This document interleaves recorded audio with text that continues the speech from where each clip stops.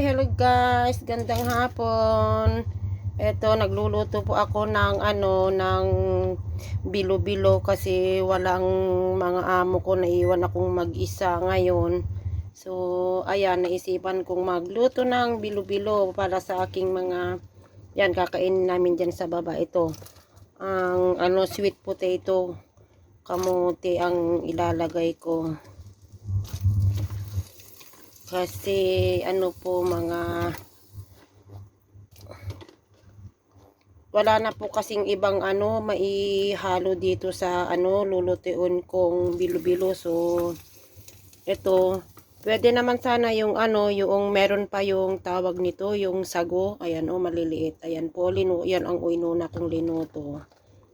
So linagyan ko po siya ng dalawang gata. Dalawang ken na gata. So, ayan po.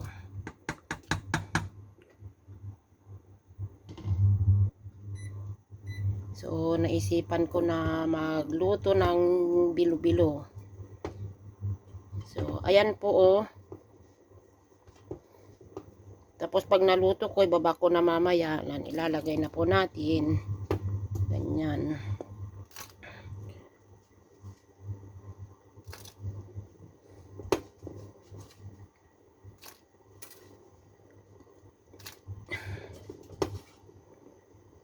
Naisipan ko rin po na magluto kasi nag-holiday din yung yung katabi kong pinto. Sabi ko sa kanya is magluto ako ng bilo-bilo.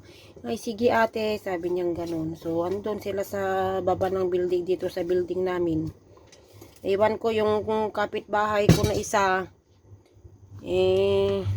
meron daw nagyaya sa kanya na napunta daw ng Disneyland.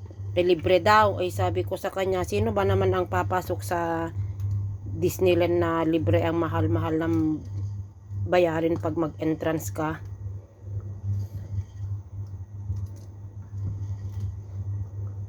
Halu-haluin ko lang po siya ng konti kasi baka didikit po yung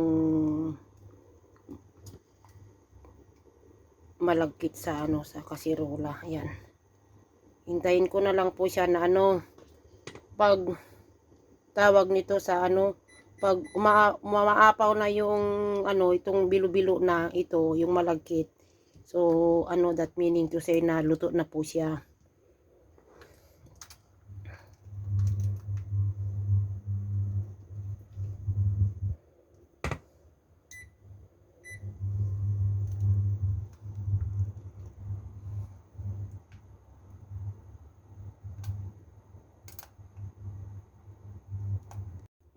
So, ayan na po, luto na.